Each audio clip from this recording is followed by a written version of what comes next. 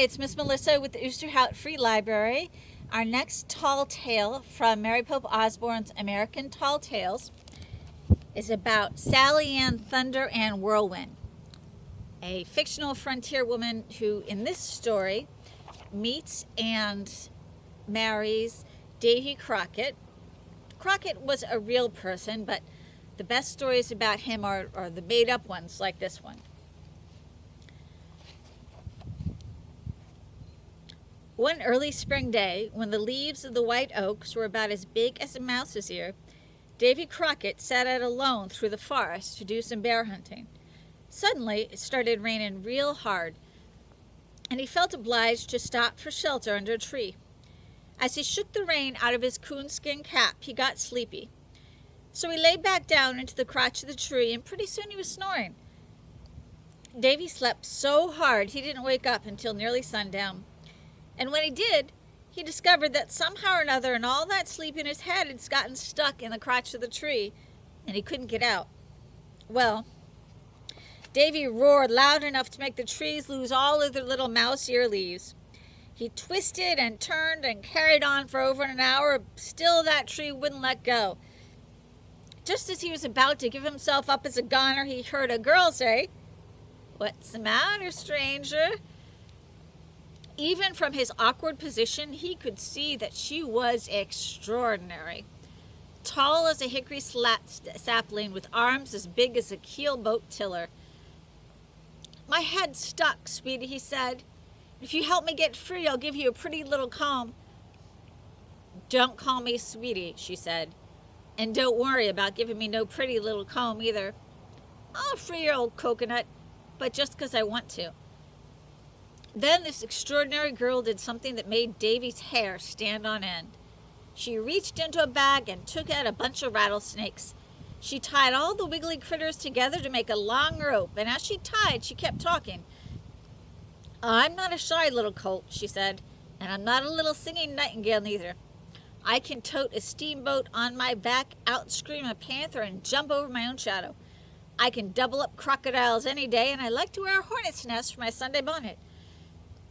As the girl looped the ends of her snake rope around the top of the branch that was trapping Davy, she kept bragging. "I'm a streak of lightning set up sideways and buttered with quicksilver. I can out-grin, out-snort, out-run, out-lift, out-sneeze, out-sleep, out-lie any varmint from Maine to Louisiana. Furthermore, sweetie, I can blow out the moonlight and sing a wolf to sleep." Then she pulled on the other end of the snake rope so hard it seemed as if she might tear the world apart. The right-hand fork of that big tree bent just about double. Then Davy slid his head out as easy as you please. For a minute, he was so dizzy he couldn't even tell up from down. But when he got everything going straight again, he took a good look at that girl. "What's your name, ma'am?" "Sally Ann Thunder and Whirlwind," she said. "But if you mind your manners, you can call me Sally." From then on, Davy Crockett was crazy in love with Sally Ann Thunder and Whirlwind. He asked everyone he knew about her, and everything he heard caused another one of Cupid's arrows to jab him in the gizzard. "Oh, I know Sally," the preacher said. "She can dance a rock to pieces and ride a panther bareback." "Sally's a good old friend of mine," the blacksmith said. "Once I seen her crack a walnut with her front teeth." "Sally's so very special," said the schoolmarm. "She likes to whip across the Salt River using her apron for a sail and her left leg for a rudder."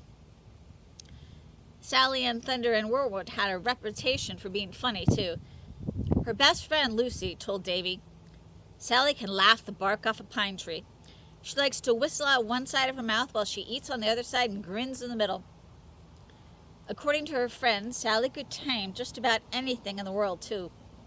They all told Davy about the time she was churning butter and heard something scratching outside.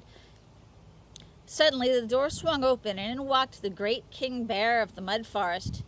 He'd come to steal one of her smoked hams.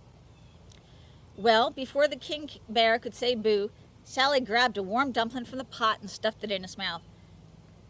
That dumpling tasted so good the king bear's eyes winked with tears. But then he started to think that Sally might taste pretty good too. So opening and closing his big old mouth, he backed her right into a corner. Sally was plenty scared, with her knees a knocking and her heart hammering. But just as the king bear blew his hot breath in her face, she gathered the courage to say, "Would you like to dance?"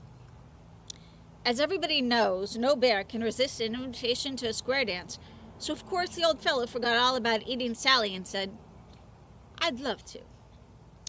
Then he bowed real pretty, and the two got to kicking and whooping and swinging each other through the air as Sally sang, "We're on our way to Baltimore with two behind and two before. Around, around, around we go with oats, pea, and big barley grow." While she was singing, Sally tied a string from the bear's ankle to her butter churn, so that all the time the old fellow was kicking up his legs and dancing around the room, he was also churning her butter.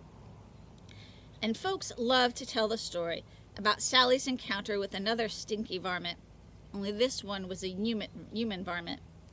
Seeing that Mike Fink, the old riverboat man, decided to scare the toenails off Sally because he was sick and tired of hearing Davy Crockett talk about how great she was. One evening, Mike crept into an old alligator skin and met Sally just as she was taking off to forage in the wood for berries. He spread open his gigantic mouth and made such a howl that he nearly scared himself to death. But Sally paid no more attention to that fool than she would have to a barking puppy dog. However, when Mike put out his claws to embrace her, her anger rose higher than the Mississippi flood. She threw a flash of eyed lightning at him, turning the dark to daylight. Then she pulled out a little toothpick and with a single swing sent the alligator head flying 50 feet. And then, to finish him off good, she rolled up her sleeves and knocked Mike Fink clear across the woods and into a muddy swamp. When the fool came to, Davy Crockett was standing over him. "What in the world happened to you, Mikey?" he asked.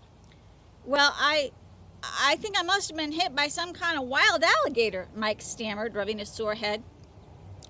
Davy smiled, knowing full well it was Sally Ann Thunder and Whirlwind, just giving Mike Fink the only punishment he'd ever had. That incident caused Cupid's final arrow to jab Davy's gizzard. "Sally's the whole steamboat," he said, meaning she was something great. The next day, he put on his best raccoon hat and sallied forth to meet her. When he got within 3 miles of her cabin, he began to holler her name. His voice was so loud it whirled through the woods like a hurricane. Sally looked out and saw the wind a-blowing and the trees a-bending. She heard her name a-thundering through the woods, and her heart began to thump. By now, she'd begun to feel that Davy Crockett was the whole steamboat, too. So she put on her best hat, an eagle's nest with a wildcat's tail for a feather, and ran outside.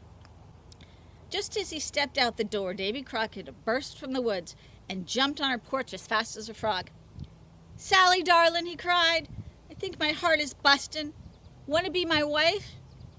"Oh, my stars and possum dogs, why not?" she said. From that day on, Davy Crockett had a hard time acting tough around Sally Ann Thunder and Whirlwind. His fighting and hollering had no more effect on her than dropping feathers on a barn floor. At least, that's what she'd tell you. He might say something else.